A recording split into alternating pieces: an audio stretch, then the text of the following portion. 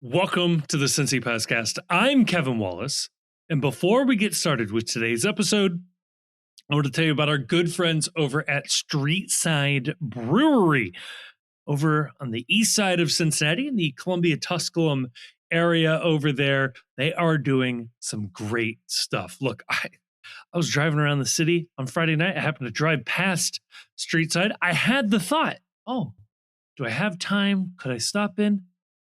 It was packed, baby. My goodness. There was a good time happening there.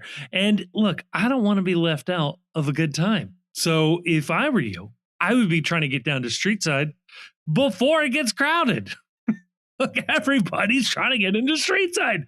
Oh, it's a really cool spot. Absolutely love them. So happy to have them on board with the Cincy Postcast. They've been huge supporters of ours for such a long time now.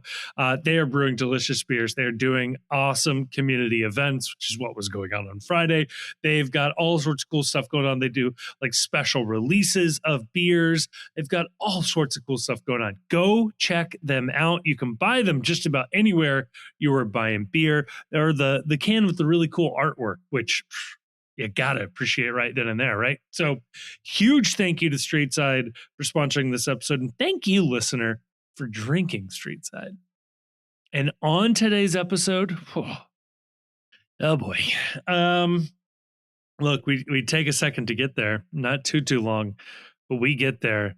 3 MLS games into the season, and if there was a refresh, somebody forgot to tell the team, okay? The offense, not so hot at the moment. The defense, okay, but when these games are nothing late, they got to be perfect, and it's not. And calls into questions lots of things. You see commentators making comments after the game, which is their profession, but it gets you thinking, what else is going on behind the scenes? What's going on with this team? Are there solutions? Is there a way to make this team look like how I think most of us want it to look like? We try to get into that. And then in part 2, we touch on Thursday. Coming up quick, Tigres comes to town. CONCACAF Champions League. Huge match. Huge stakes on the line. This is a big knockout tournament. This is a big game. This is a huge match early in the season. Is FC Cincinnati ready for it? Am I ready for it? Are you ready for it? Regardless, it's the Cincy Postcast.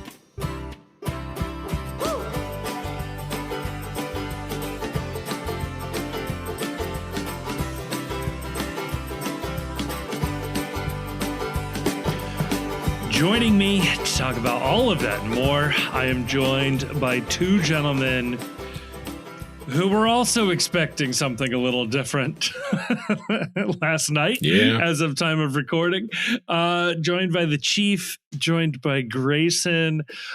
Grayson, I think we need to clear the air first, and before this podcast is able to go any further.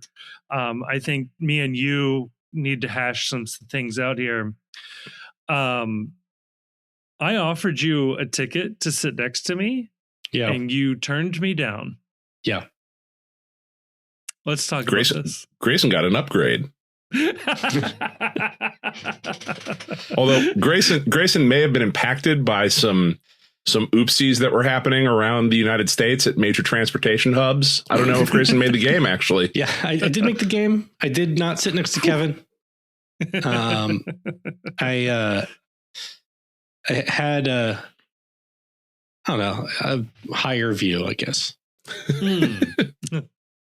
Higher class or higher higher level of the stadium. But airline travel does not care where your seats are. No.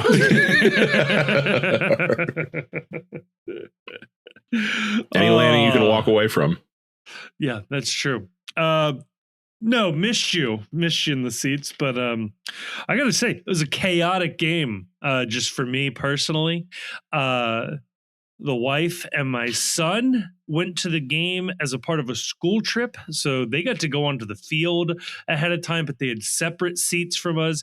I brought my daughter, but we had a prior engagement, and that had us getting there basically as the game started. It was chaos. And then, of course, the kids were complaining that they weren't sitting with each other. And so I eventually had to leave and go join what I would argue were worse seats so that the kids could sit next to each other. Many people are noting that the FC is now 0-1 in matches where a member of Kevin's family is on the field.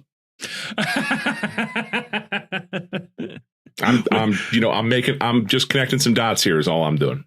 Mixed results since I got the season tickets too. So we're monitoring that situation as well. Hashtag noticing right here. Chief, how was the logistics of your game attendance? Did everything go according to plan? It was great. Nobody wanted to go to the game because it was like a Sunday night affair. I sold my spares and went solo. I think we really do need to normalize in society more just being comfortable just going to things by yourself. Like, if nobody else wants to go to the FC game, just go.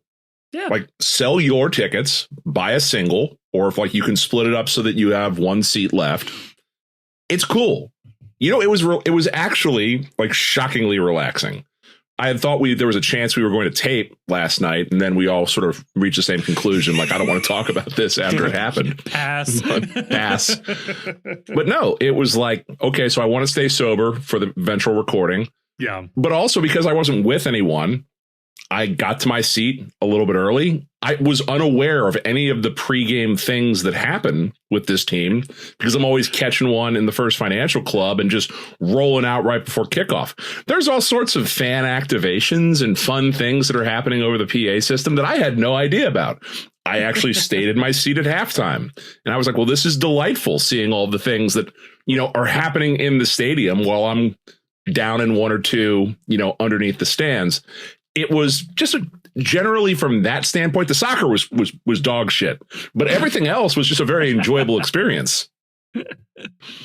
Yeah, maybe this was the case in the Champions League game, which I was not able to attend, but I noticed we had a Kroger ball shuffle at halftime, which felt new. I think this is the Dunkin' Donuts replacement, which we need to talk about at some point. The Dunkin' race going away. I feel like that's terrible karma for this season, and we need to do something about that. I mean, that and the sword pull we did discuss at midfield is another terrible decision. We're screwing with the fortress here, and the fortress is crumbling brick by brick.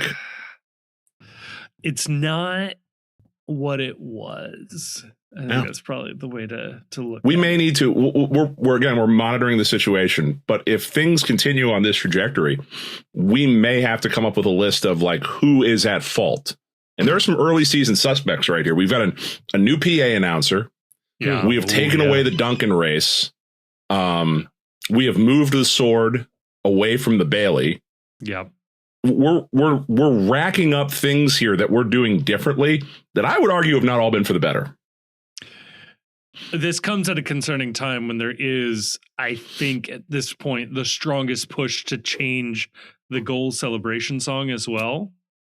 And while I sympathize with those amongst us who are seeking something different. You mean the victory song, Mr. Brightside? Yes. Okay, you said you said goal celebration song, which I was like, I'm not aware we have a goal celebration song. I thought they would play, not that we would know. I think they play an individual song for the goal scorer. But no, yeah, Mr. Brightside, the victory song. Too many variables to be moving around. Okay, let's just keep everything the same as much as we can, and then we can tinker on the edges. We're trying a lot of new medications, and it's not clear which one's causing the side effects right now. A lot of side effects right now. Yeah. Ask your doctor if whatever the hell is going on is right for you. If sword pulling is right for you. Hey, you know what? Whatever relaxes you, man. We're not here to shame. Look, we were warned that doing it too often would make you go blind. I'm just saying. Yeah. There may be something to this. We did have, at least with this match, the pregame sword pull was Travis Steele in the Miami Redhawks, which I'll tell you what, the last time I saw Travis Steele in a stadium, I was booing loudly. Get this man off my out of my sight. I'll give him credit, though. Took the sword with the team, went over to try and hype the Bailey up a little bit. That is the proper. That is, that's fighting back. That's the resistance to midfield club sword celebration. You got to walk the sword over and go hype up the fans a little bit. You can't be doing that to the people that are inside getting their third free drink from the all-inclusive section. Chief, did they have a backup sword puller if Miami had lost to Ohio on Friday? Probably not. Okay, just the 30-1 Miami Redhawks. It would have been the Ohio U basketball team for knocking off the previously undefeated Miami Redhawks. Here's a completely average college basketball team from a couple hours that way. Right. Here comes the 30-1 Miami Redhawks. Let's give them a round of applause as they head off to play in the NIT. Yeah, right. And they're going to tear up the college basketball invitational or whatever. So whatever passes for it. Oh, God. I guess we got to talk about this. We got to talk about this. So we can talk about the World Baseball. We can talk about the World Baseball Classic. That's going on. That's very exciting. More people should be watching the World Baseball Classic. It's electric television. I think people make the mistake of tuning in for USA, and that is dull because the USA team is very good. Like, you watch a random game. There was one I was watching before we started recording. Puerto Rico is playing Cuba, and it is an electric factory in the stadium. Like, it is just great television. We talk about that. That's more fun than whatever the hell happened last night. Chief, you're going to get mad at this take, but I've decided, since Apple bought the rights, I had to try it out. I had to give it an honest to goodness try. I tried to track and follow the Formula One first race weekend, and I got to tell you, as somebody who has I might have seen the first episode of the first season of Drive to Survive, whatever that was 10 years ago. I don't know any of the personalities. I don't know anything. It's pretty entertaining. I had a lot of fun. Isn't there like a controversy that the Mercedes is killing people? Like, the driver's afraid he's going to suffer permanent nerve damage driving the car? That is Aston Martin. Yes. Okay. The car shakes too much, and they're worried about the driver's spine. So I will say, again, I know nothing. Everything I am about to say, I have picked up from the commentary and what little I was tracking online. But essentially, they come up with regulations on how they have to build the cars, and they tweak the rules every year or so. But over the last 10 years, eventually everybody has more or less built the same car. So this past year, going into this year, they radically changed the rule set. The cars are now 50-50 electric and internal combustion engine, and they changed the size of the cars, all sorts of crazy stuff. So all of the manufacturers have to rebuild the cars, and they're having all sorts of problems. And that has made, from what I can tell, the race way more unpredictable. Max Verstappen, who I think is a 4-time champion, is a name I did recognize. Lewis Hamilton, one of the other names I've heard of. Verstappen couldn't finish a qualifying lap. So he starts in 20th in the race, finishes 5th or 6th. That was wild to watch. That was really cool. So I don't know. I'm in until it gets boring, but this was pretty fun. And Apple's got the rights. So. Yeah, I appreciate you standing for Apple. That's good. You buy a MacBook Neo and throw that on there in the mornings. If I had to pay for a separate subscription or have a cable subscription, I would be in no way, shape, or form interested. But I'm already paying for it. So let me see what they got. The miracle of Halo programming right there. I would break my I don't watch F1 streak if you promised me that there was a chance a driver might have to use the jaws of life to get out of the car after suffering no impacts or no collisions just because his spine has come unglued. There's like a loose vertebrae in the lung because the car is shaking too much. That you could get me to tune in on. The thing was so weird because I guess they're real loosey goosey on this stuff, but like the Aston Martin cars like didn't start the race; they just showed up a little bit later, like way behind, and they only did like 15 laps just to like get the data, to like get the sensor data for what was going on. A don't kill the driver test run. Like, yeah, sure, like how many laps can we do before you don't feel like you can live anymore? Right. What we need you to do is every time around the track, we need you to wiggle your toes. And if you can still feel and have feeling in your lower extremities, we're okay to do another lap then. We're going one more, baby. Right. See, now, I usually decry prediction markets. This is one area where the prediction market might be fun to enter. Speaking of prediction markets, has there been poly market all over the side walls of the field all year? It's the official betting partner of MLS. Yeah, I don't know about week 1, but they signed a big old agreement with MLS in the last 3 weeks. You think the Columbus Crew will be sweating that advertisement? This is more World's Gam. Yeah, tune into the World's Gam on Thursday. But as we debate in the World's Gam, does the Columbus Crew need to receive the death penalty for lack of institutional control? It's something to consider. Many people asking. Worth pointing out, the sports books have to legally, in most cases, I'm no expert here, but they have to report suspicious betting patterns to the leagues. And that's how these guys got found out. I don't believe the same obligation exists with poly market. Well, there's no way. Yeah. At all. Yeah. They're unregulated. It's not gambling. Right. It's predicting. Investing. It's a market. Yeah. You may be protected. Actually, I don't know how that works. You might possibly have some anonymity like built in there. So is there? Yeah. I guess like MLS is a private entity.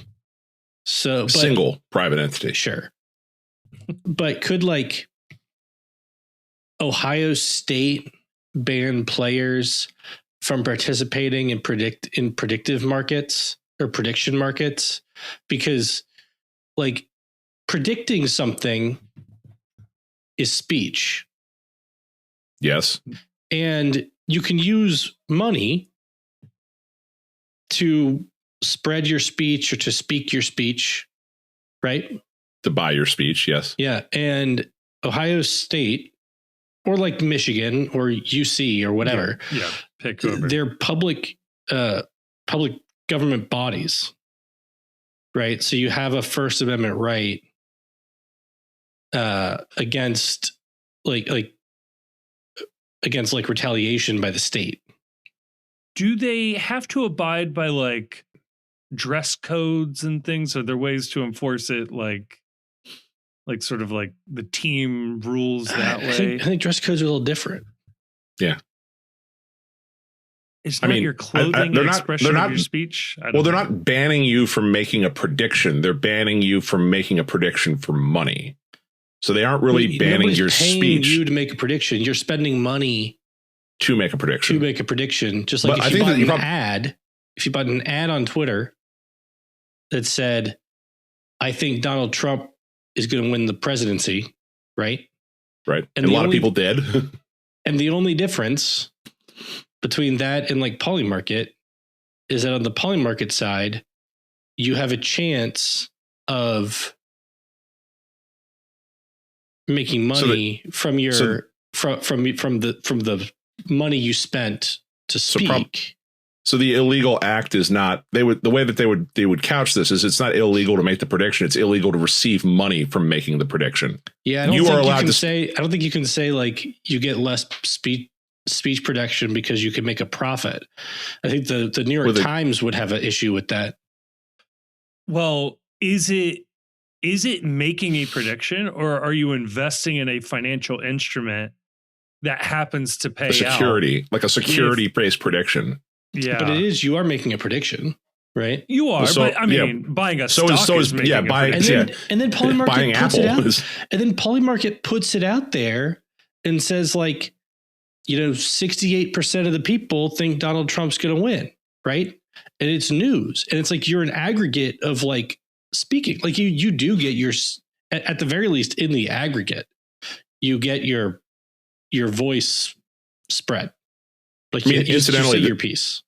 Incidentally, this is also why when people like see bets on Polymarket where it's like 99% chance that 1% chance that Jesus will return this year, and you're like, oh my God, 99, that's free money. I'll just bet my life savings on that. Well, the bet won't pay out until a year from now. So as long as you're not making more on the bet than the rate of the marginal rate for the interest rate, then you are giving Polymarket a free 1 year loan of whatever that money is. And as long as they can make more investing it than they pay you out, they still win and you lose in the transaction. It is in fact not free money. Also, I don't think you make money on the 99-cent predictions because of the spread. Oh. With a VIG, you mean? I don't know. Polymarket, I mean, I don't know if this is true with all of them, but my belief is that at least some of them, they like take a little bit.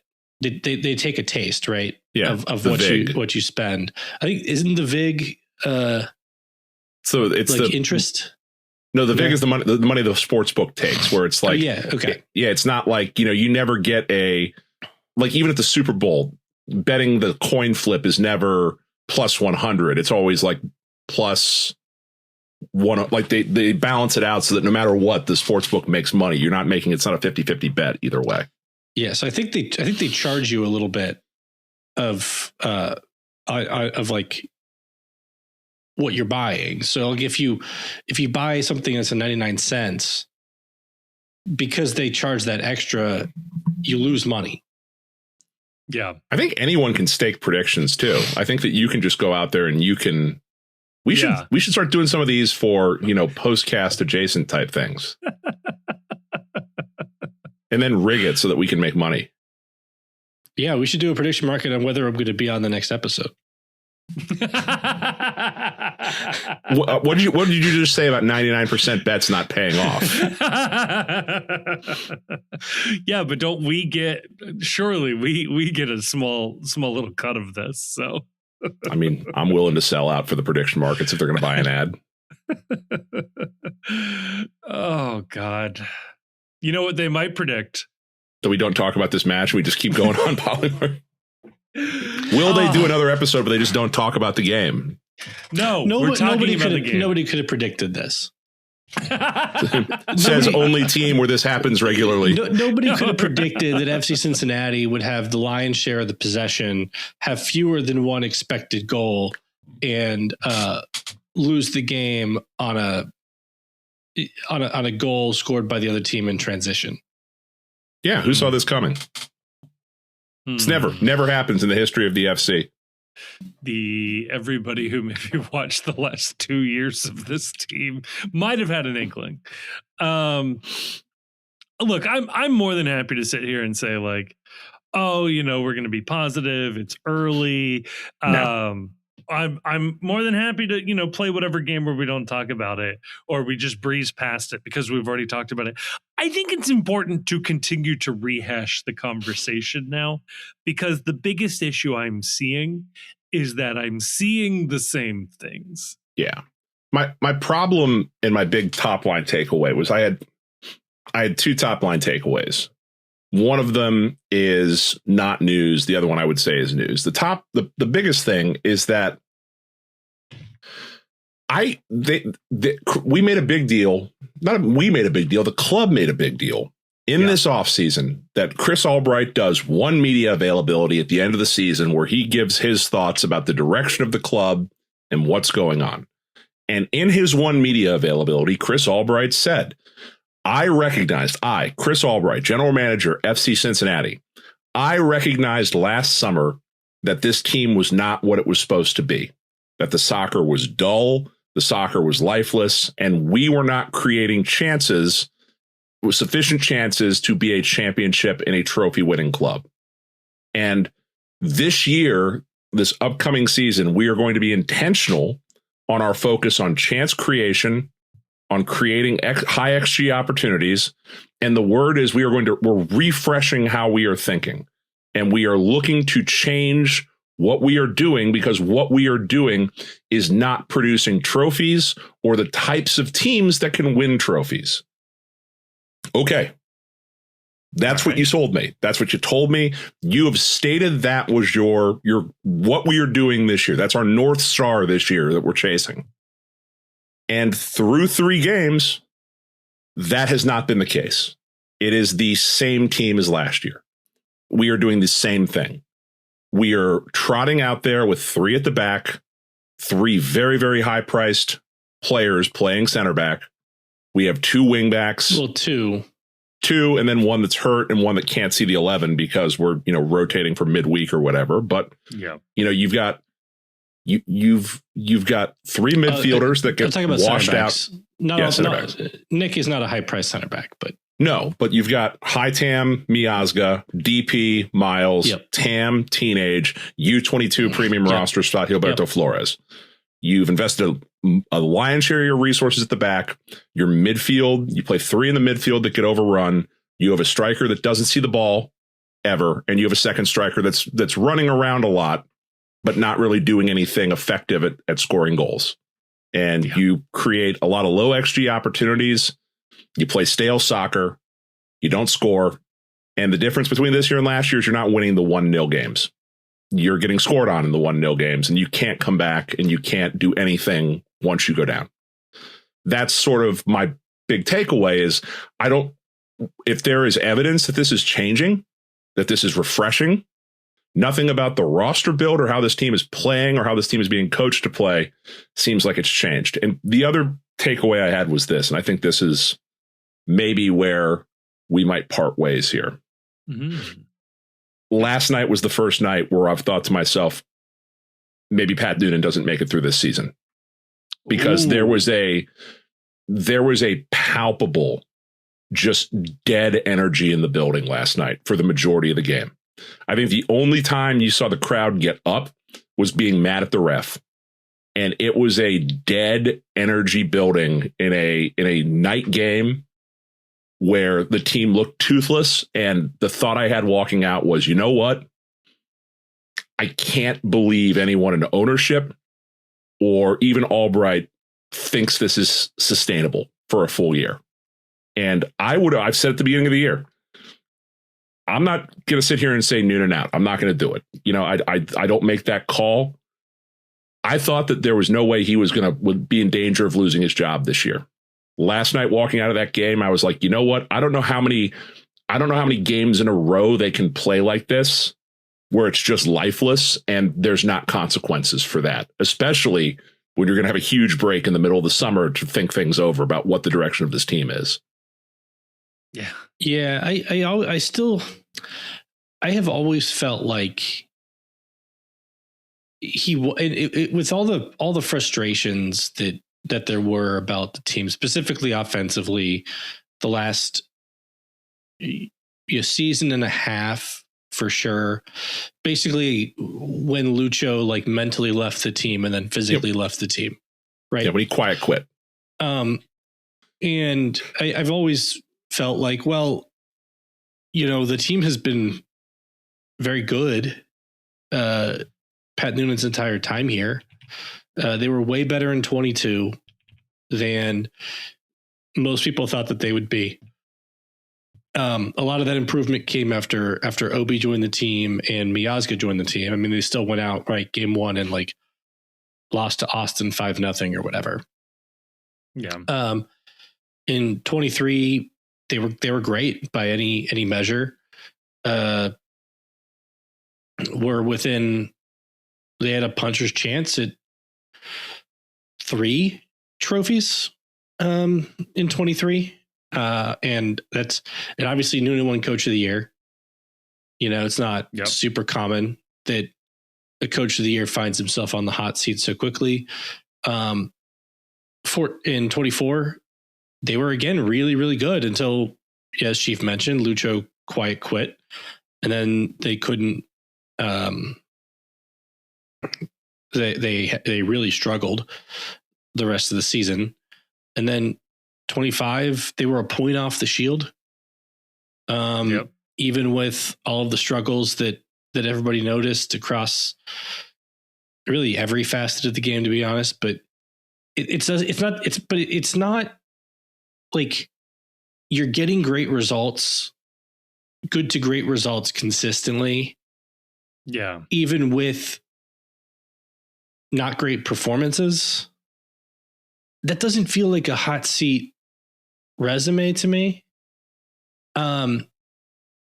But as we've mentioned, this is a team that doesn't aspire to be, fourth or fifth in the East and make the playoffs. It's a team that aspires to win trophies and spends like that and too. Spends like Yes. it. And so everybody has said this. This is not a new thought, but like the amount of money that you spend on players like Evander and Denkey to consistently put out offensive performances like we saw on Sunday. And I know Evander didn't play most of the game and he didn't look fully healthy when he came in, but to consistently put up those performances, it's like, are these players bad, or are they not, or do we not have an offensive? Do we not have anybody on the coaching staff who can coach offensive tactics enough to get the players to play together? And the guy who, and I don't want to be too hard on him, he just got in the door, but like the guy who came in, Brett Utley, who's supposed to be doing that, maybe we'll see that improvement. But I mean, not to go back to I had this thought yesterday, right? Like we are expecting like offensive DPs, if they're great and creative and can do stuff, they can raise your they can raise your ceiling by giving you the ability to score like 3-4 goals a game. Yeah. A defensive DP, I don't know, basically you have to hold a shutout every game for that to be a worthwhile purchase, because you can't go below 0. No. It was my point all off season is you can't win a game -1-0. And like DPs have to be match winners. Miles Robinson's a very good player. He's not a match winner. They needed a match winner last night. They needed someone else with Evander out to step up and win the match. Miles Robinson is incapable of doing that. It's not in his job description. It's not in his skill set. It's not in the position that he plays. He can't fix that. And that's not his fault. He didn't give himself that contract. He didn't write the MLS rule set in such a way that it hinders the team when he gets that deal. But again, in a game like last night, Evander is still coming back to fitness. He didn't look healthy. I agree with Grayson. I thought he looked very not match fit at the end of this game. And this game was crying out for someone else to do something. That would be your second offensive DP. That would be Brenner, or that would be your version of, Diego Rossi paired with Wissam Abu Ali, or whoever, any number of teams that have 2 DPs in the offense and in the attack. We don't have that when Evander or Denkey is out. We've chosen to invest our money elsewhere. Even last night, having you go to the bench, you need to find someone that has the ability to change a match. If you only are on the 2 DP system, that could be a high TAM level midfielder. And instead, we're bringing on Kenji Mobadem, who is not MLS quality. He's just not. We're bringing on, Kyle Smith, who's, he's good. He's a depth rotational piece. He's not a match winner. They don't have a match winner on the bench either. And that's because they have made choices with this roster build that have hamstrung their ability to do that, which is why I don't think Chris Albright is blameless in this situation either. There have been a lot of great choices that I've loved Albright for. This roster this year, they have bodies on the bench. They don't have a good bench. I think you'd struggle to say that. They have a lot of center backs. They don't have anyone that can come in that changes a game or can offer you something off the bench that, you know, scores you a goal or gets you a point or saves you a point in a situation. Yeah, he hasn't come through with his patented I got a loan or somebody that's making surplus value like a Yerson Mosquera or a Luca Orishano on loan or even a Lucas Engel last year. That player hasn't materialized this year. The roster build is not immune from criticism either here. I don't want it to just be what is Pat Noonan doing? I think that this is all playing together. Yeah, I think that's exactly right. Like, there are choices on the roster that I think it's right to question. And it doesn't stop at Miles as a DP. No. I mean, question whether, go back to question whether it was the most prudent thing in the world to pull the trigger on 12 million for Evander when there were questions about fit, even at the time, that a lot of people raised, the exercising the option on TD Chidebi over $1 million in salary, I think is pretty questionable. Jury's out on whether Gilberto Flores is a hit. I thought it was his best game last night. That's not a high bar to clear, but I thought he played well. Yeah, one of the lone bright spots, I thought. I thought so too. You can like Matt Miazga, but picking up his option with his injury history at this point is a very expensive player who's always unavailable. Like $1 million in transfer fee for Ayub Jabari or whatever it is. Or 2 million, depending on who you listen to. Regardless, he's a TAM. Yes. You have a TAM striker on the wrong side of his mid-20s who has no history of scoring goals at any level, really, professional level, really. I assume he scored goals at the youth level, but and you had him on the team for like half a season, or not half a season, but you had him on the team. You got to see what it looked like, and did anything that happened last year tell you like, oh, we got to spend, like, we got to pull the trigger on a $1 million or 7-figure-ish purchase option on this guy? Especially, I mean, he was more expensive, but like, we passed on Kevin Kelsey, who was fine, but a U22 player, like somebody that would have been more expensive, but more owner money, could have fit in easier on the budget, and has scored goals in MLS. Yeah. I think up to this, the time we saw Kelsey with FCC was better than so far we've seen with Jabari. He could still come good. This is very early in the season. I'm not discounting that. It's early, but the problem is it's impossible not to know that this is the exact same script we've been seeing for basically 2 years. Yeah. And to me, it's the whole idea of the refresh, or like we're doing things differently, it's all beginning from a flawed concept for me. And that's that we and the coaching staff are playing an offensive system that has never worked unless Lucho Acosta is at the center of it. That it only works when you have this generational, at least in terms of MLS, generationally creative player given complete license to do whatever the hell he wants on the field. That is the only time we have seen this formation work. When Lucho was hurt, this formation didn't work. When Lucho checked out on the team, this formation didn't work.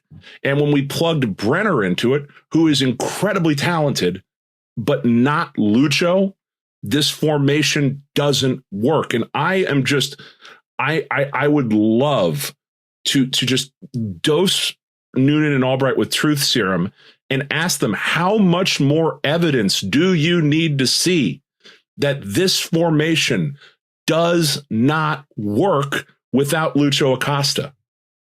And I am begging someone to tell me what the vision is for wingbacks and 3 at the back with 1 attacking midfielder without Lucho Acosta that works. It doesn't. Dotto looks awful in these games playing this position. And we are told that the coaching staff thinks this is his natural position. Well, then I got a lot of questions because he looks like dog shit playing this position. Like, even I, as a Dotto hater, he looked exponentially better not doing this last year. I don't know. I feel like I'm going crazy because it seems like the evidence is overwhelming that something different needs to be done. And what is going to happen, I'm afraid, is that they are going to say about this, well, we don't have a Vander, and once we have a Vander, and the team is fully healthy, then we'll really be able to evaluate things. There is so much footage from last year that says this isn't going to change anything. So Taylor Twellman had a tweet, and I do want to stay away. I know we've called out like some contracts, right? But I do want to stay away from saying like, oh, it's this one player's fault or whatever, because I will about this player though. So go ahead and read the tweet. Well, I need to find the tweet, but so Taylor Twellman called out Kevin Denkey and said Denkey had 1 touch inside the TFC 18, and his heat map suggests he's not even running there. The issue I see with FC Cincinnati is there's very little movement off the ball. Some metrics show they were at the bottom of the league in that area in 25. Tactically, there must be... Now I got to open the tweet to make it bigger. Tactically, there must be change, sure, but any player will tell you that it's on each individual being committed to the collective goal. I don't see that from their big players, with the exception of Buka. Interesting couple of weeks coming up for them to find out if the group has a heartbeat. I do want to mention some things just about this tweet real fast. Okay. Yeah. 1, the heat map shows where Denkey's touching the ball. It's not showing where he's running. Right. So right. The heat map could easily be used to support that the team is not being effective at getting him the ball in the box, which I think everybody agrees. You may not agree on the cause of it, without saying much of anything about whether he's making like the right runs or the wrong runs or whatever. Right. And,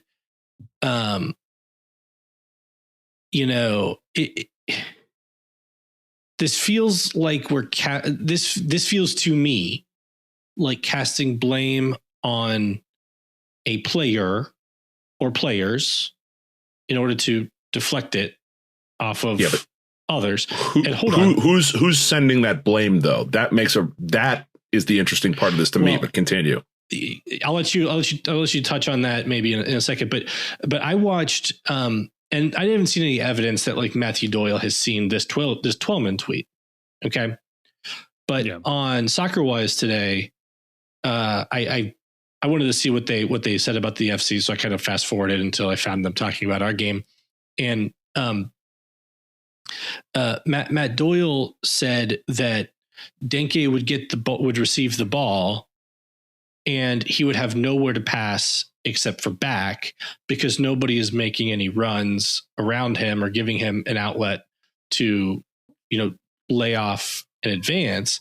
And I think that Doyle's read of it, where it's a nobody is doing this thing, is more accurate than Twellman's read of it, which seems to be mostly Denkey is not doing this thing. Yeah. The problem is that to me, what that says to me is there is Sure, maybe Taylor Twellman came up with this on his own. Taylor Twellman and Pat Noonan are friends. Yeah. Like they go back a long way. Childhood. Yes. Yeah. When I read this tweet this morning from Taylor Twellman, the overwhelming thought I have is someone is using Taylor to send a message, and someone is using Taylor Twellman to, talk a little bit about what they see, but they can't say publicly is part of the problem with the FC. But here's my problem with that is, who is Twellman supposed to be sending a message to? Like, if you're using Twellman to send a message, Twellman's not sending the message to Kevin Denkey. No, but he's sending it to the public. Sending it to the public. Why do they feel the need to deliver this message to the public through? I mean, why is there perceived to be a need by somebody because to use Pat Taylor Noonan Twellman to send this message to the public? Because Pat Noonan doesn't criticize his players. Okay. Pat Noonan does not. You will never hear Pat Noonan go on a broadcast or go on social media or go to a press conference and speak negatively about a player individually. He won't do it. He will blame himself. He will talk about the team, but it's just not in his nature to say Kevin Denkey is not doing what we're asking him to do. He is getting frustrated by his inability to touch the ball in the box. And instead of staying high and being the person who is making runs, he drifts back into the midfield, gets too deep, and he has no one to pass to because he is the person people are supposed to be passing to. And if he was more disciplined and he was more patient, he would not be flooding himself back into the midfield, causing more congestion in an effort to touch the ball and feel involved in the game. He would be the one making the runs off of players like Tom Barlow, Ayub Jabari, Pavel Buka, and he would be the one receiving the ball heading towards goal in a dangerous position. That would be the message being sent right here. If that's the case. Yeah, go ahead. Well, hang on. If that's the case, then Denkey needs to be benched, because you're telling the team that players can blatantly ignore the coach's instructions and there are no consequences, which is not, I think, how you want to run a team. Or Denkey's interpretation of what he's being told is wrong, and the coaching staff, I guess, is too timid to correct him or is unable to otherwise connect with him to deliver the actual game plan. Or this is a coaching thing. Sure. Like a third option, which I think dovetails a little bit with your first, is that they're so ineffective with whatever they're trying to do that Kevin feels the need to come back to force anything to happen rather than spend the entire game by himself on an island because the ball's not going anywhere. And I'll say, this is not, if that kind of frustration with tactics or lack is why Kevin may be like drifting back more than they would prefer him to, that wouldn't be unique to Kevin. A big issue last year, remember, was they would be so ineffective at possession, making a lot of kind of horseshoe of death kind of passes that players like Engel and others would, go forward to try to get more bodies in the offense. And that would then leave them vulnerable to counterattacks. So that's how they gave the goal up in this game too, right. Is that it's Roman pressing, makes an awful distribution because he needs to make something happen. He does something he's bad at, which is trying to make a long throw and a line breaking pass. Yeah, Evan makes it's an immediate turnover. It's an immediate turnover. Hagelin's out of position and they score a goal. And the baseline is someone trying to do something because nothing is working. Yeah, and I think you can say that that's lack of patience, but I think it's I think it's in the eye of the beholder, I guess, because lack of patience could also be, frustration at how ineffective things are. And it is a truth that, like, in a soccer game, well, you could be essentially infinitely patient with like your child, right? Because your child, you have like 24 hours and 7 days a week, and you can have all kinds of patience all the time because like except on a very long horizon, there aren't a lot of things like, oh, if we don't get this done right now, it's like we're screwed. Right. But your match days are either multiple times a day or every single day, however you want to think about it. Yes. But in like a 90-minute soccer game, you do have to score if you want to win the game within those 90 minutes. There's a running clock. You can only be so patient with stuff that's not working. And they might be angry that the tactics aren't working. They may think that the tactics would work if like everybody believed in them enough, but they aren't, or nobody does. So what do you do from there?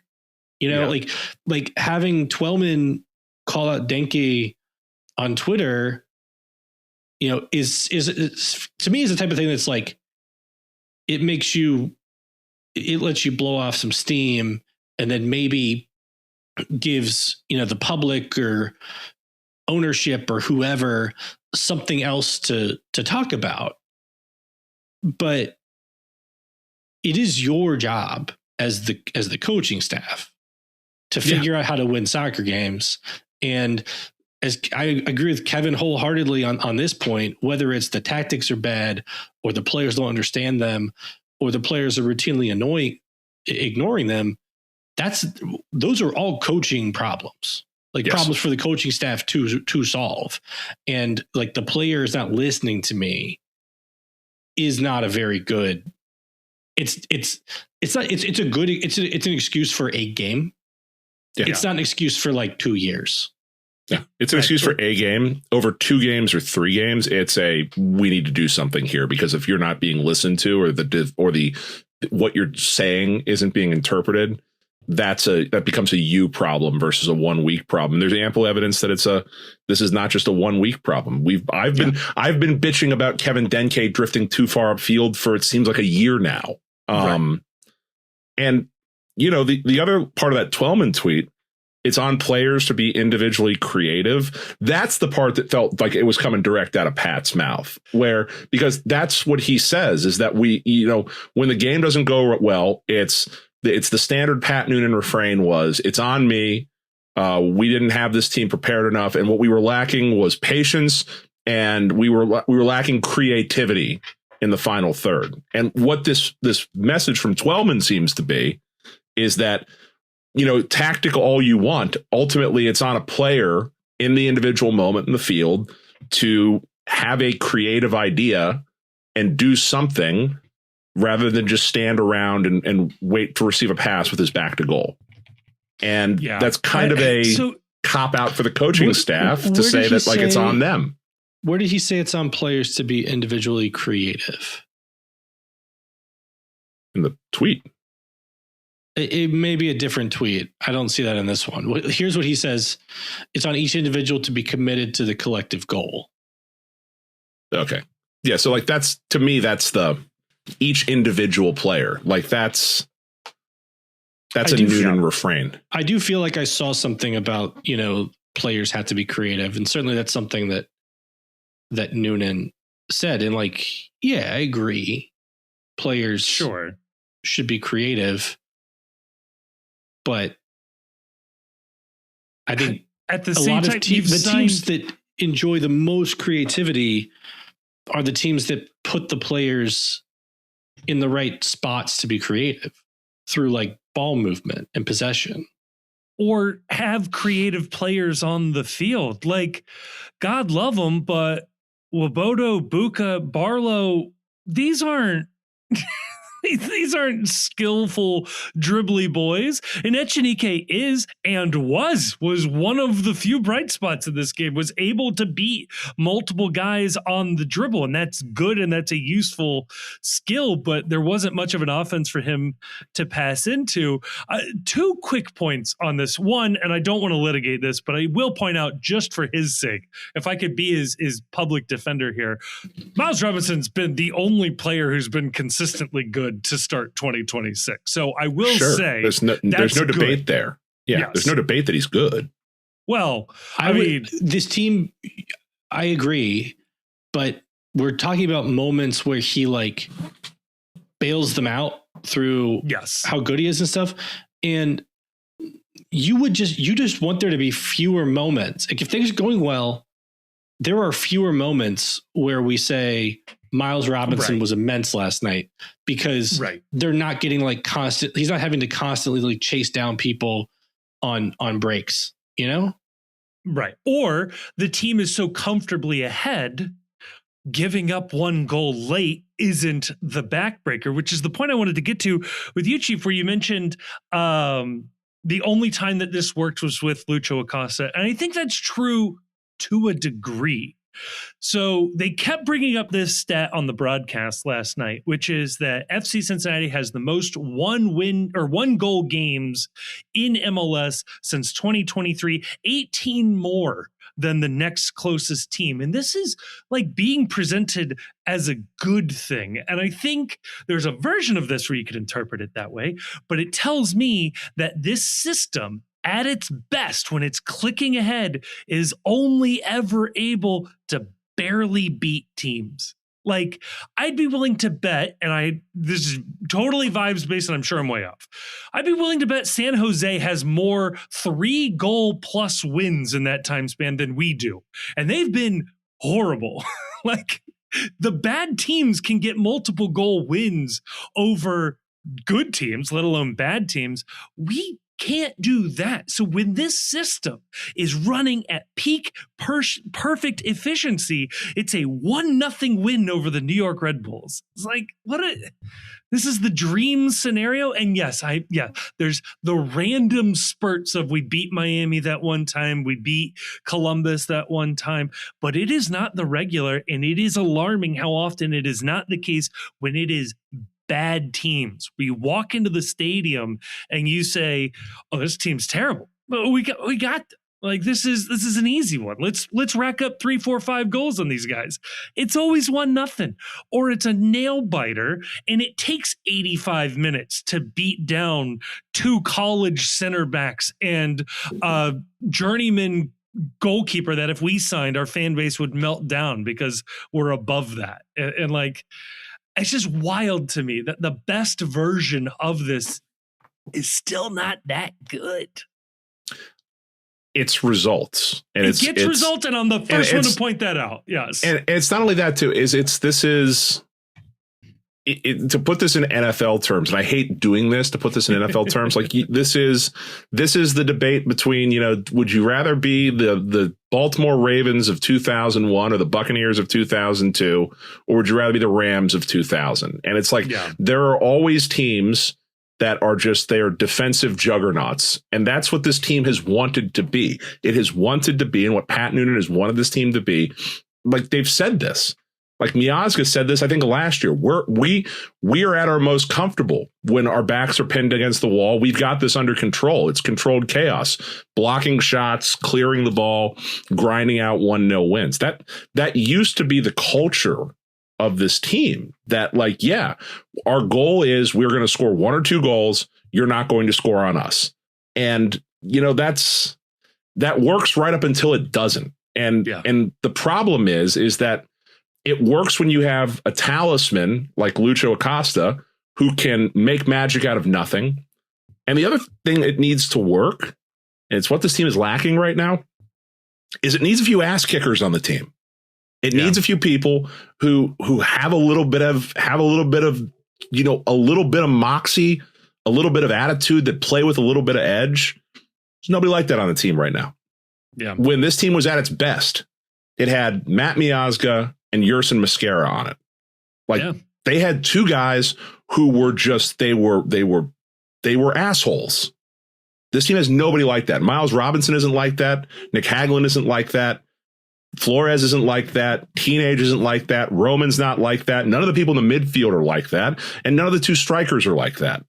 No, there's no attitude on this team. And if you are going to be the team that we make our mark on defense, fundamentals, and grinding games out, if you're going to play that style, you need Ray Lewis and Ed Reed in the middle. You need some dudes who are not afraid to enforce, that are not afraid to play on the line, that aren't afraid to, like, when they are coming at you to make a tackle, that you're genuinely worried that you might be out for the rest of the year when they make contact with you, because that guy's a psycho and I can't trust that he's not going to pick a red card up on me right here. And we have none of that. Who is our Vontaze Perfect is who we don't have one for. Yeah, no, we don't. I like, honest to God, I know it's the antithesis of what they look for. I would go to USL and I'd find a guy looking for like his last chance to get into there and bring him on this team and have him light a fire under these guys' ass. Or somebody from down in South America that's just a psycho, like somebody that's just it's 5 feet of fury and just I refuse to lose guy. And when Lucho, before his life fell apart, Lucho was an I refuse to lose kind of guy. He was an asshole. Mosquera was that kind of guy. Miazga, when he was really feeling himself, was that kind of guy.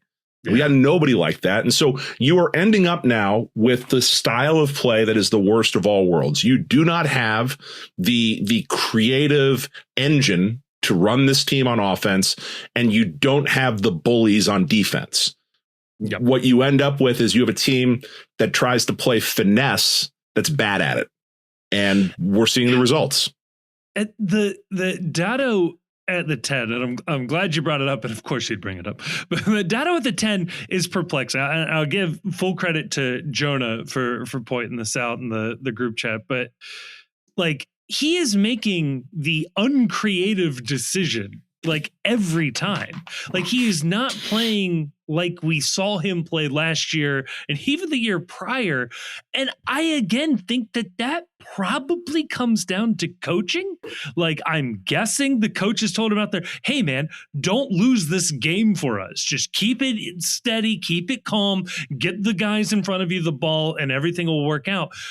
Which is probably makes sense in the abstract, but like, if you're trying to replace the MVP candidate, like, I don't know, man, I need you to run around and dribble on some guys. I need you to try some like absurd passes here and there, because our team is built on it. It's like if you had a scramble quarterback, again, to make an NFL comparison, if you had a scramble quarterback and the offense is built around the scramble and you're like running wildcats and stuff, and then all of a sudden you've just got like this immobile, like ancient giant white dude. It's like, okay, well, I still need him to run. Like, the offense is made around him to run. Like, Dado's got to try some creative shit. And I don't know if he took it upon himself to just play the most boring version of his game, or if the coaching staff beat it out of him with canes. But I don't need to see that again.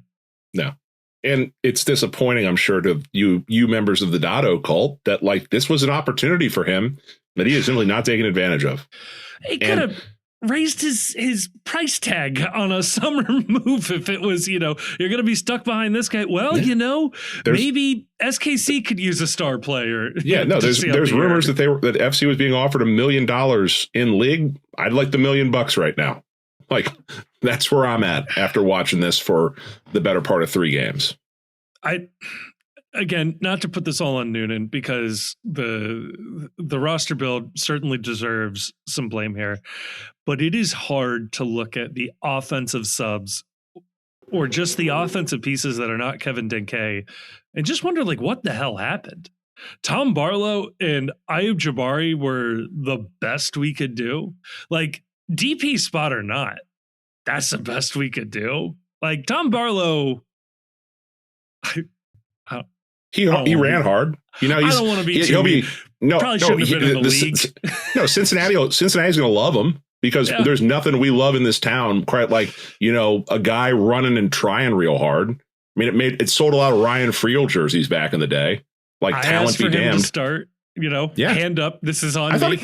You know what? I'm not going to blame Tom Barlow, because like he was playing to the maximum extent of his ability, and he was trying real hard and he was running real hard. And compared to a lot of the people standing around, sure, I'll take Johnny Run Hard over somebody just standing there and waiting for something else to happen. But like, he's not the answer. I mean, so I'll say this: Barlow had he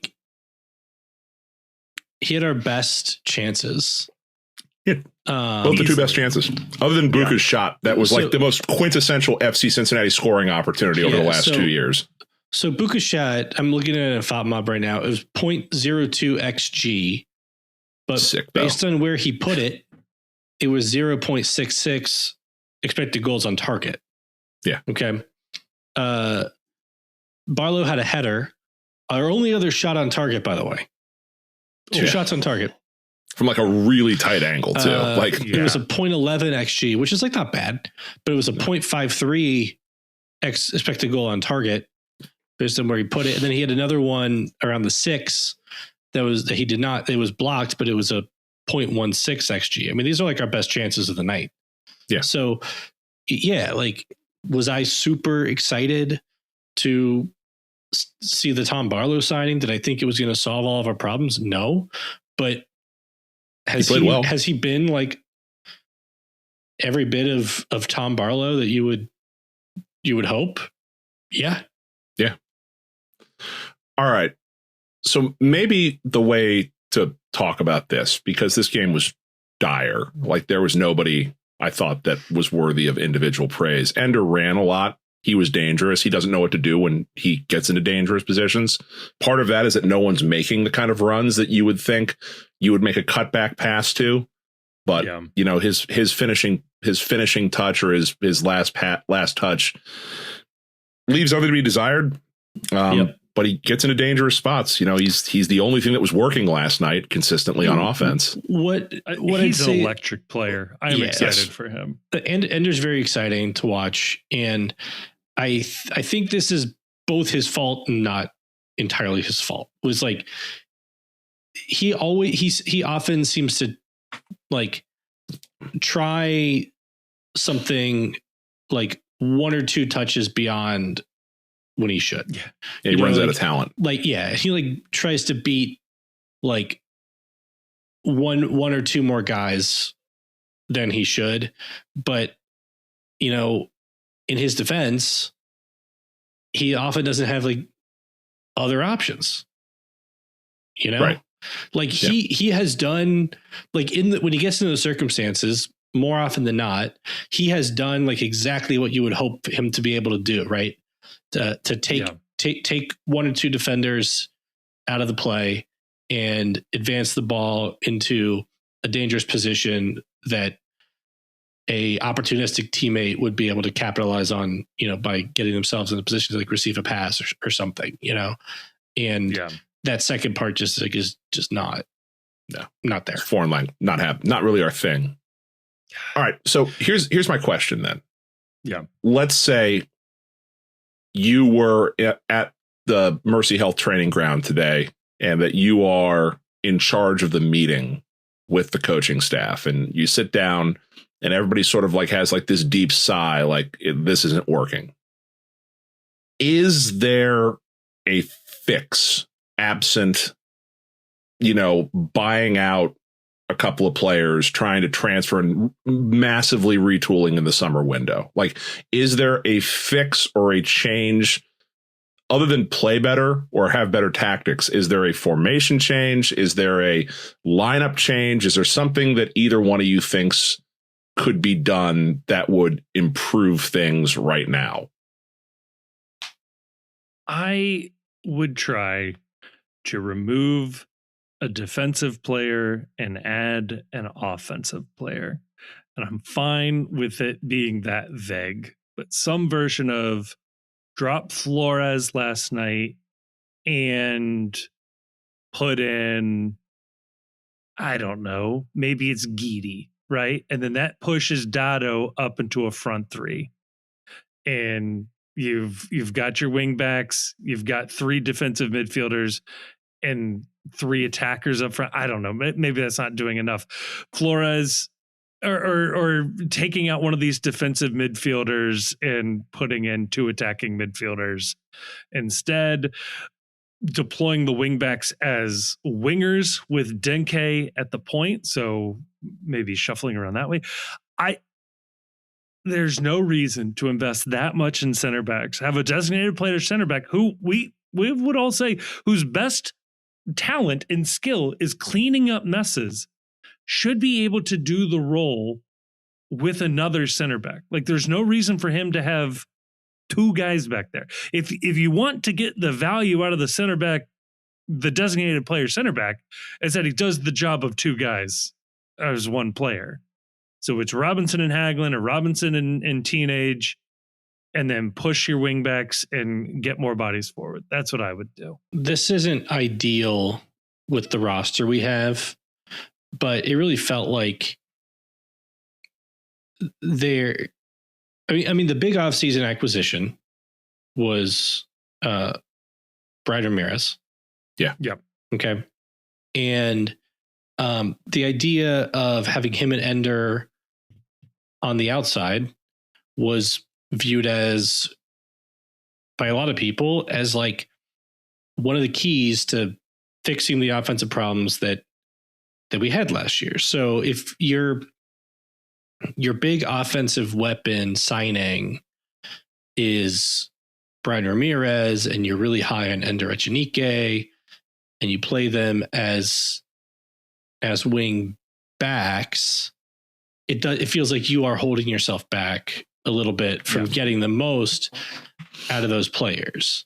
So yeah, Kevin, I think that I would like to see them. I know we've talked about like a 4-4-2 before. I don't really, maybe that's an option as well, but like if you get a formation where you can use these guys as wingers, yeah, and then you play 4 in the back, I guess one is Kyle Smith or Elvis Powell. And Elvis Powell, like it doesn't feel like those people would be like, well, I don't know if those guys are starters, right? But maybe like Elvis has like a pure fullback with like less ball responsibilities. Teams playing shittier players beat us regularly. Absolutely. Yeah. And if the trade-off isn't like, the trade-off is getting more ball players playing higher than the defense and using your wingers as wingers. Right. Yeah. Maybe the trade-off is worth it. It's the Bobby Warshaw school of thought is that anybody can play right back. So there's a version of this where Dado's your right back, or Buka's your right back, or Gidi's your right back. Obi. And Obi's your right back. And then you have a more natural defender on the left side, be it Alvis or Kyle Smith or Teenage or Flores. Maybe you convert them in that way, because you would have the speedy wingers up top. And yeah, then it's 2 defensive midfielders and Evander in the midfield. I mean, you can win games in MLS starting Kyle Smith. Orlando has done that for years. Is we lost to Orlando last year when they started Kyle Smith. Yeah. Yes. Yeah. No, like, again, I can't emphasize this enough. Like, teams beat us and win MLS games around the league with players that are shittier than Elvis Powell and Kyle Smith. Like, that's an indisputable fact. I'm with you guys. I think they gotta abandon the 3 at the back. And I think that if you do that and you commit to that right now, then you can start the process of looking for a more permanent home for Teenage Hadebe, or you can exercise a buyout on Teenage Hadebe and free up some money to do something different in the summer window. We're going to have more games after the summer window this year by virtue of the schedule. So if you make the commitment to do this now, you can start to begin the process of trying to rehome some assets to make the transition better. I don't see that happening, just because if we were going to do that, they had ample opportunity to do that at a lot of different points. So like my best attempt at a fix with all this is coming at this from the point of view that they're not going to get away from 3 at the back, for which my solution is that last year, the problems with this team were that for long stretches of the season, they were getting nothing out of the wingbacks. And theoretically right now, you have 2 wingbacks who I think that we would all agree are exponential upgrades from where the position was this time a year ago. Offensively, yes. Offensively. Which is why I would consider going back to the sword formation with the sole striker up top and then Dado playing underneath Denkey and Evander playing sort of underneath Dado. And you're deploying Dado at the place where he has worked the best. And you would hope then at that point that the sword benefits from the wingbacks this year being more dangerous and offering more width. And that what I think that does naturally is then that forces Denkey to stay higher up, that you are the only striker. You must stay higher up. And then you have Dado being the person who is running and making the runs off of Denkey or feeding Denkey the ball to attack goal. I think that the quickest fix, if you're not willing to commit to a formation change to a back four, is just giving up on the idea of this second hold up striker and trusting that your wing backs being more offensive this year can play off that. And then you're using Dado in his, what I would consider to be his most natural role, because this playing as a 10 ain't it. Yeah. And you've completely defanged whatever ability he showed last year. And at a minimum, you need another look. Like you need it again. And you need to keep Denkey up the fucking field. I don't care. I'm not going to blame him or I'm not going to blame Noonan, whoever is at fault. I just don't care. He needs to be further up the field and he needs to be receiving balls and receiving passes where he can do something with it, where his back isn't to goal and his only play isn't backwards. Like you got to get him further up. And if he's the only striker and you have Dado providing service to him from a slightly under position and Evander providing service to him from a slightly under position, maybe then at that point it forces him into a place where he's more dangerous and can be more goal dangerous. Yeah. Or hear me out. Come up with a way to win without a number 10. Like lots of teams play without a number 10. It's in vogue all around Europe. Like if Evander's not available, don't plug a non-Evander size piece into that hole. Just change the whole thing up. You're plugging Evander into a Lucho hole. So now what you're doing is you're plugging Dado into an Evander that is being plugged into a Lucho hole. Like we're 3 degrees of replacement now. Right. And it's like that Michael Keaton movie where they keep making copies of the person and they get progressively dumber and dumber as you go along. They're just slowly losing a little bit more. Well, and keep in mind when there's a substitution in the 63rd minute, it is Obi, who is now doing a Dado impression, doing an Evander impression, doing a Lucho impression. So, yeah. I don't know. It's got to be different. If they roll this same shit out against, we're going to talk about it in a second. They roll this same shit against Tigres, they're going to get clocked. And if they keep doing this in MLS play, there's no reason to think they're going to suddenly develop the ability to score 2-3 goals a game, because what we have seen so far this year is they were held scoreless for 80 against a really bad Atlanta team. Yep. They were held scoreless for 90 plus against Minnesota, and they've been held scoreless for 90 plus against Toronto. There has been only 10 minutes of this season in soccer where the FC has not had a 0 on the scoreboard. And and if you want to start noticing things, we've kind of circled Nashville as like a a interesting analog to like what's going on, because Nashville let their DP center back leave and added a third DP attacker. Nashville played Minnesota, who was so stout defensively against us. Nashville played them last weekend, gave up just as many goals as we gave up to Minnesota. 1. Yeah. Big difference is Nashville scored 3. Yeah. Nashville had 15 shots, 3 big chances, 1.3 expected goals.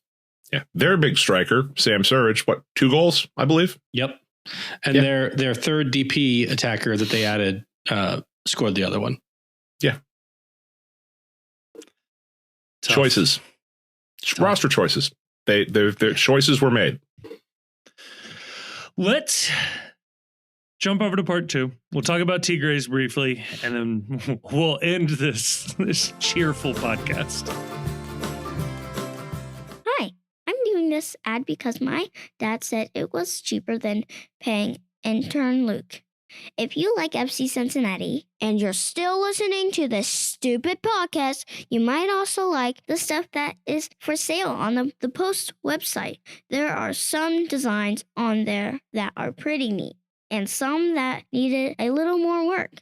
There is even a reversible bucket hat that says Noonan out on one side and Noonan in on the other side, which I've been told to say is very funny. If you even buy something, Chief might even release away days. Go to thepostcincy.com and click merch.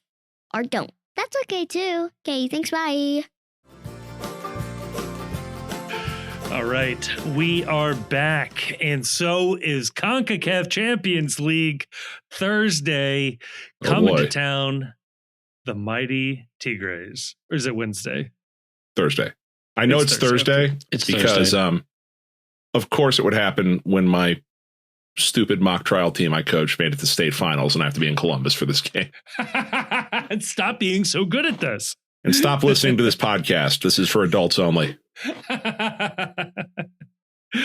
So Tigres won at the weekend, 1-0 over Monterrey, a team that has had our number in recent years.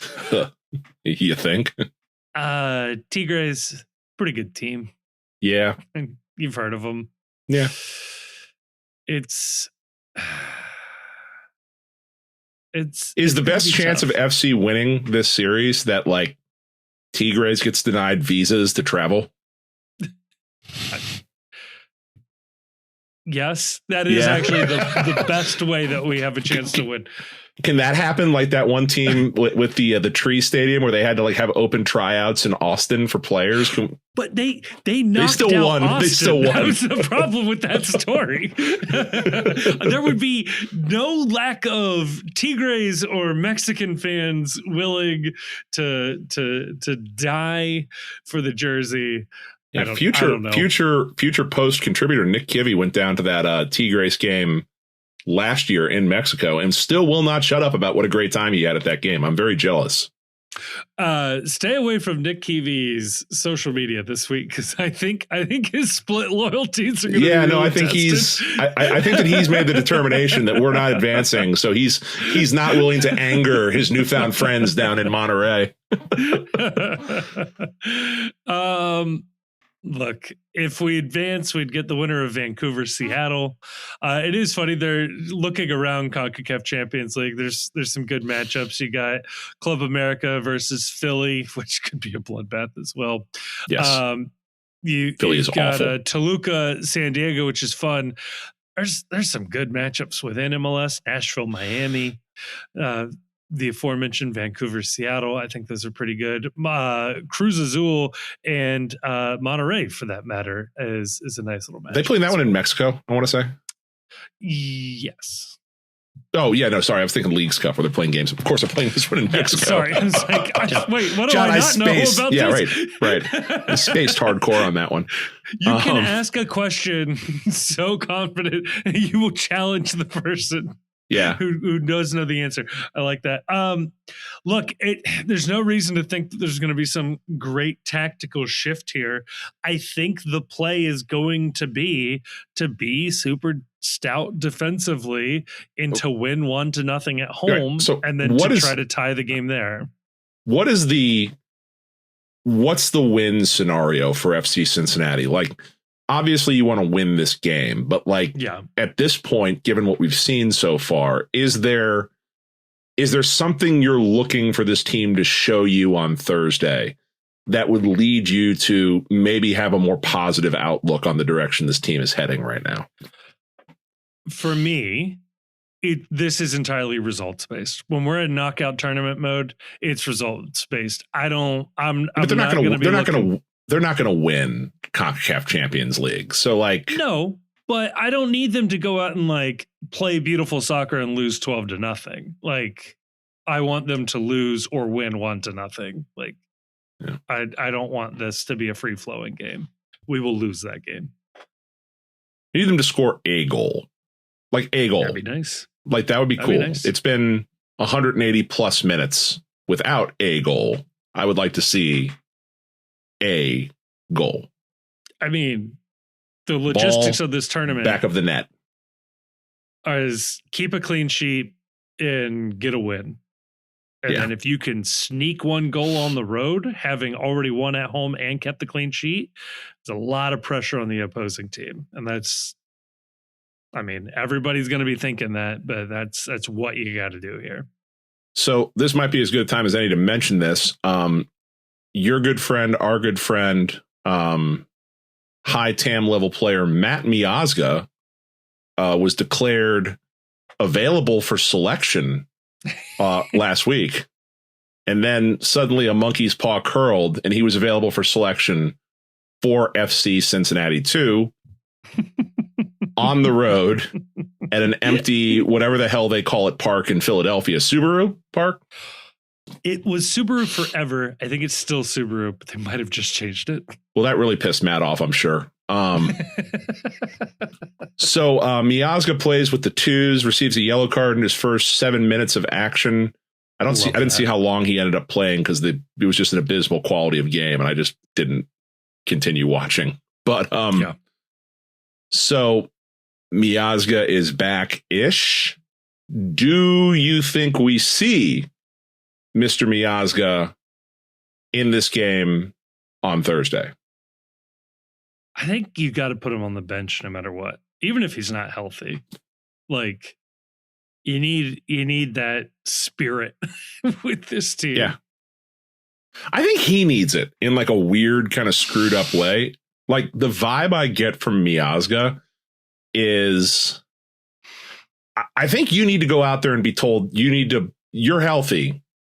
You need to prove it to yourself at this point because it feels like the comeback and the rehabilitation has been tentative. And it feels like Matt might be in his own head a little bit on the pace at which he's coming back. Like someone just needs to push him into the water and be like, you got this, champ. Swim. I see it. That actually does track. Yeah. Get out there and go make yourself an enemy of the Mexican people. Which he's done before. Like this is his, as I punch the microphone, this is the wheelhouse of one Matt Miazga. Yeah, remember the good old days of CONCACAF and World Cup qualifying. Just remember you are Matt Miazga. This is like a sports movie right here. Like, see those guys out there? Look how short they are. Come on. Do you put together like a highlight reel of Matt pissing off Mexico and Mexican teams? Yeah. None of these people are wearing a cup. Go honk. Go forth. Like you need to like learn. This is like we need a training montage video of Matt being an asshole to other members of CONCACAF. And like, you need to remember this because this team needs you to remember who you are. You are Matthew F. Miazga, terror of the Confederation of North and Central American Football. That's what CONCACAF stands for, right? Confederation of North American, Central American, Caribbean. Close enough. Football. You hate all of these people. Or he loves them and would love to welcome them in as the 52nd, the 53rd, the 54th, the 55th. Look, a lot of places need some freedom that only Matt Miazga can provide. He would be a great CONCACAF commissioner, like someday, the post-retirement. No, he would not be. Yeah, he would. He'd be the worst. He can't be the worst because Jack Warner exists. So that's a good point. I'm pretty sure the Grayson, main job of CONCACAF commissioner, though, is like whipping Caribbean and Central American country votes to create a big enough block in FIFA events to, like, you know, feather your own nest there. Yeah, you can either do that by bribery or you can do that by physical intimidation. There are many ways to get people on your side when it comes to supporting things. It is better to be feared than loved. Loved, right. I think we learned this lesson a long time ago. Grayson, who's winning this one and by how much? Tigres by 2. Oh. You know, the funniest possible outcome of this is that FC wins this series and still can't score goals in MLS.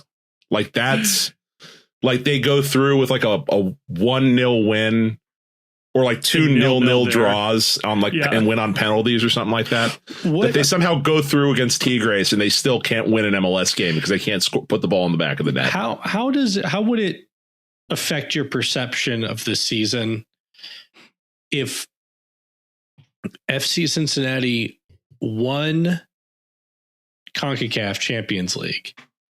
Oh, that's a big prize. But either missed or like squeaked into the MLS playoffs.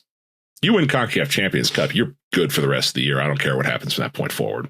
I kind of agree, except for I've already paid for the tickets the rest of the way, so that. Now, see, the thing is, this show will get unhinged if they win CONCACAF Champions Cup and still suck playing MLS games for the rest of the year. I don't care what he's won. Get him out of here. Right. The team. I think the team owes it to us to do that.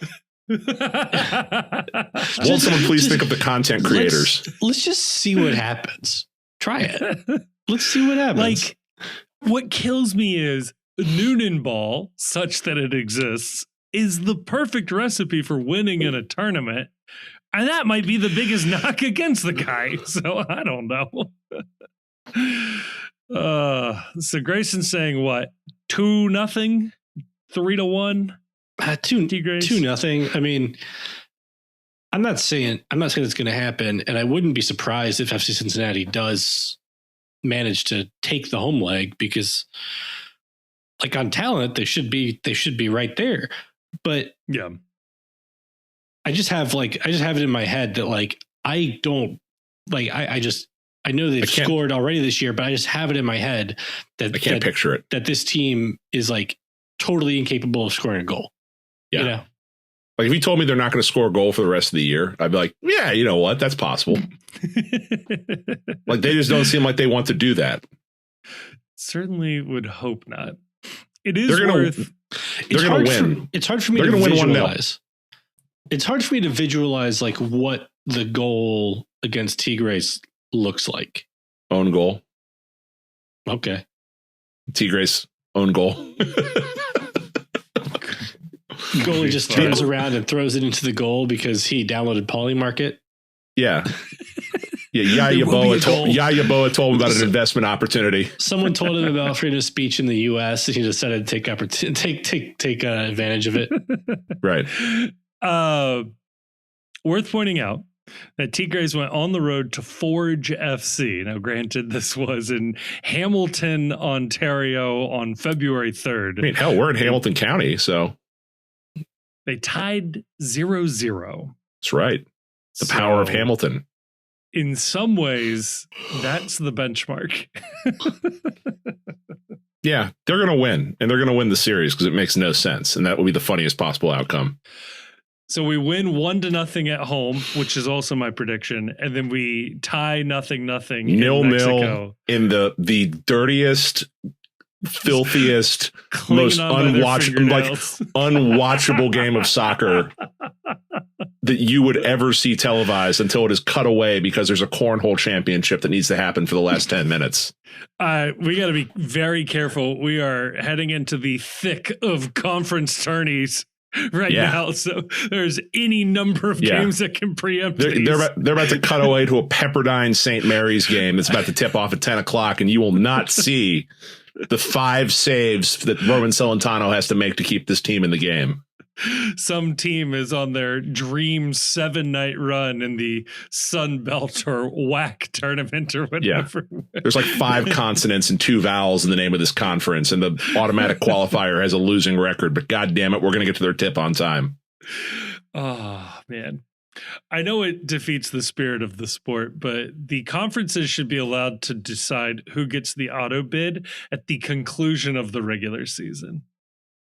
No, they should be able to do it at the end of the tournament. And if I don't like the result of this, we're just going to award the. No, see, I do it at the That's end of the how they regular figure out season. who So goes if you're the into- MAC, That's how they figure out who goes to Club World Cup. Yeah. We have all these criteria in math, and at the end of the day, we just give Miami a spot because they have Lionel Messi.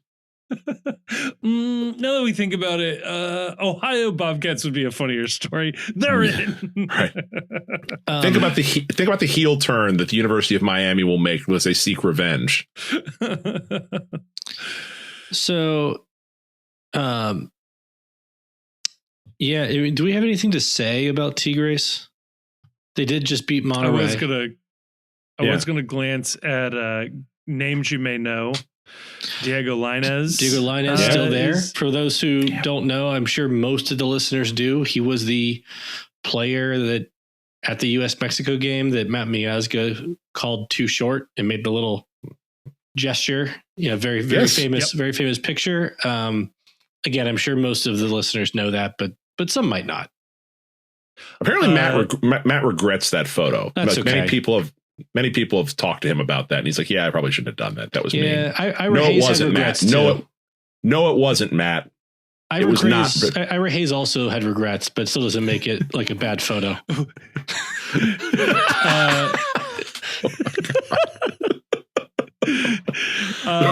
Gignac, 40 years old, young, 40 years Tigres, young, still scoring goals. Left Marseille 10, 11 years ago now. That was his retirement, and he is still chugging along. Still not retired. I wonder if there's a part of him that wishes he could have switched his nationality to Mexico. I believe that was on the table, or that was at least discussed at some point, right? But I think he has. Right. I think too many caps or something. Yeah, because he actually has played for France. Yeah, like in tournaments, right? That I don't remember. Playing Euros or something. Right. He's got 36 caps for the French national team with 7 goals. That's a solid career for most people. Yeah, he's of partial Romani descent. The traveling people of Europe. I like it. It does look like Tigres has an American backup goalkeeper, according to FotMob. And they have Marco Farfan. Oh, yeah. They had 6th in the table. Yeah, it's early, though. They've only played, 10 matches so far? If that.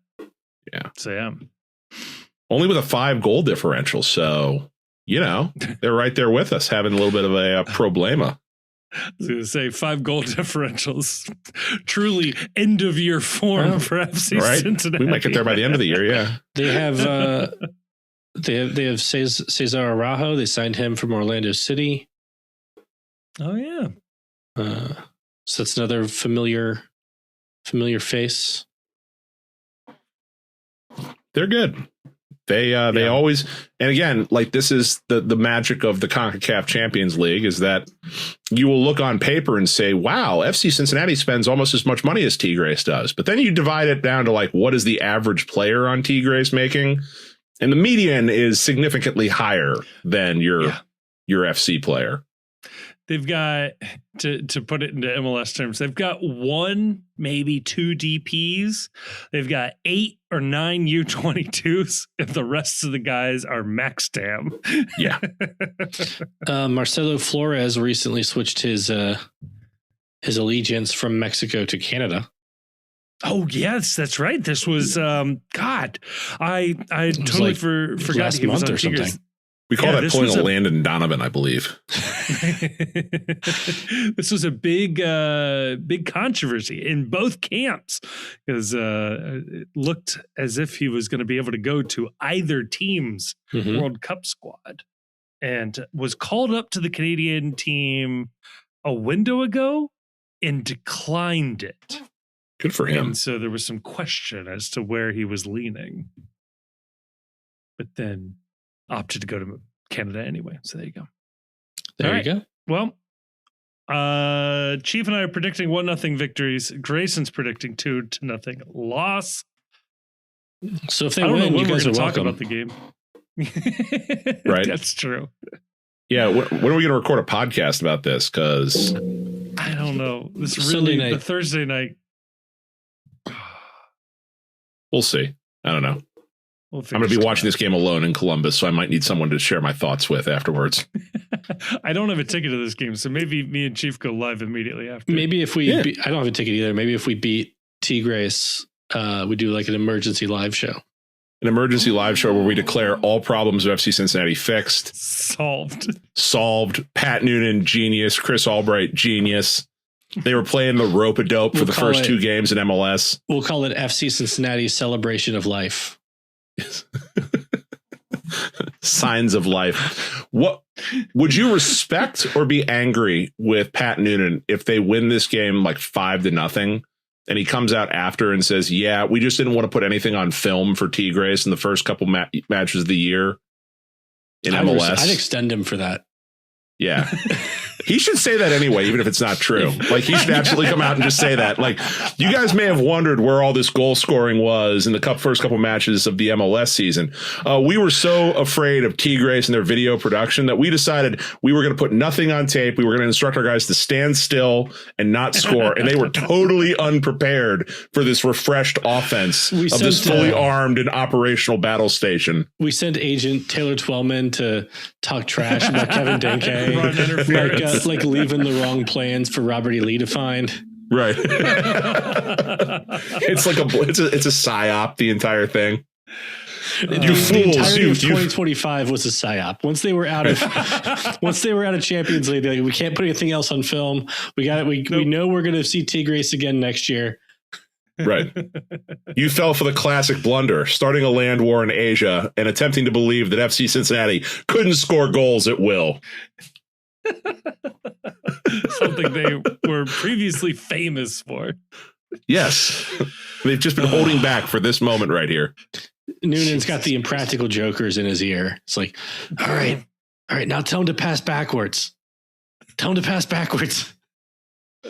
Or actually, like, pass backwards.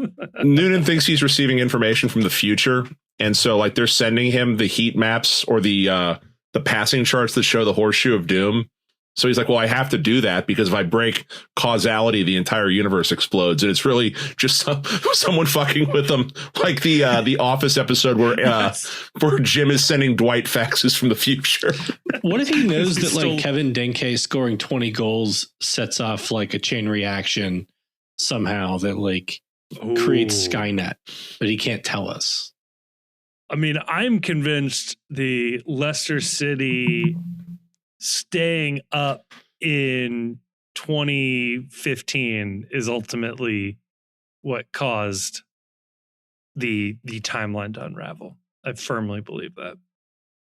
I also believe that fans. Yeah, when Leicester City won the Premier League title, like, that would be the perfect place to go back in history and catch every time traveler. Because like, if you're going to like use time travel illegitimately, that was probably the best betting opportunity in terms of something where you can get action on it. You can put enough money to make like game changing money on it. And that anyone that bet Leicester City to win the Premier League title that year, that the time cops showed up and they just arrested you when you went to go collect your winnings. Literally. Got them. 10,000 to 1 odds. Yeah. Oh, you bet that, huh? We're just going to need you to have a seat right here. What did you think you were coming here to do today? To collect your winnings? Congratulations. Maybe all the suspicious polymarket activity isn't like Trump administration insiders. Maybe it's time travelers. Time travelers. Somebody had this thought that like the lottery is just a honey trap for time travelers at all times. Like every lottery only exists to catch time travelers. That nobody actually wins it. Ooh. That would explain like why all the winners like die under mysterious circumstances. Somebody has to have won it for you to know what the winning numbers are. No, but the winning numbers, like they broadcast the winning numbers, and then if anyone shows up to collect, you know, Chris Hansen, time cop, tells you take a seat, and then they put you in time jail. And then every so often, like Kevin said, that they give it to somebody and then they off them real quick. Yeah. Or it's like, oops, he went broke. That's why he doesn't have the $1 billion. And that's also why they can keep offering these jackpots. It's like, oh my God, it's $1 trillion. Like, eventually they're going to run out of money for this. It's like, no, they don't, because they're only doing this to catch time travelers. Yeah. I know somebody, there was somebody in my school growing up whose family won the lottery twice. Ooh, that's very suspicious. They weren't like Powerball lotteries, right? Like, but it was like 3. but they were big. Like, it was big. It was like 7 figures and 6 figures. Damn. Like one of them was like a pretty big one. Like might have been 8 figures. Now that I think about it, but the smaller one, the like 6-figure one, it's like, why are you still buying lottery tickets? Yeah, unless you're a time traveler, right? Or you have someone that that works. Win? Yeah, somebody that's like drawing the numbers that are like that. They got the inside word on this. Yeah, big lottery. I think you win twice. You're like, hey, what's your second cousin doing working at the lotto? Like, right. Funny story. What'd you say your last name was again? What a great like thing to end the episode on. Gambling and problematic gambling. Tune into the World's Gam, because fuck Columbus.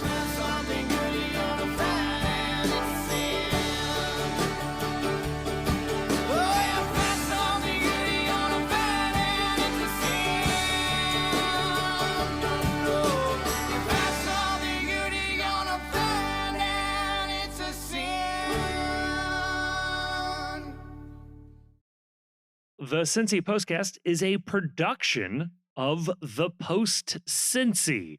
You can check us out online at thepostcincy.com. You can also follow us on Twitter and Blue Sky, Facebook, and Instagram. Twitter and Blue Sky, though, you'll find we're a little more active than the other places. We're also on YouTube, where you can listen to this episode if you aren't listening to it already. We are also putting up video content semi-regularly, including the Away Days series. We want to give a huge thank you to Jim Trace and the Makers for providing the music for this episode. They are a lovely band, and you can find more information out about them in the description of this episode. And if you happen to enjoy what you just heard, can I please ask that you like us, that you rate us on whatever app you're listening to, and maybe more importantly than all of that, share this episode with a friend. When it comes up at work, you're talking about FC Cincinnati, I say, hey, I listened to an FC Cincinnati podcast. I think you guys will like it. It would really, really help us out. Nothing helps a podcast travel more than a good recommendation from a friend, family member. That would be awesome.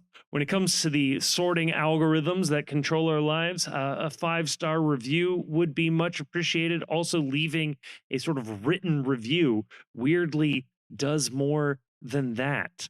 That's how the algorithms work. So maybe say a nice or a mean thing, whatever. Just as long as you give us 5 stars, that'll really, really, really help us out. And if you are looking for more MLS content, check out our other podcast, The World's Gam. Again, a link will be in the description of this episode. That is where we touch on league-wide storylines and news, and we talk about other games and a couple other teams in there as well. Think you will enjoy it if you are just dipping your toes into Major League Soccer. A huge thank you to all of our sponsors. A even bigger thank you to all of our patrons over at Patreon. But maybe most importantly, thank you for listening to this episode.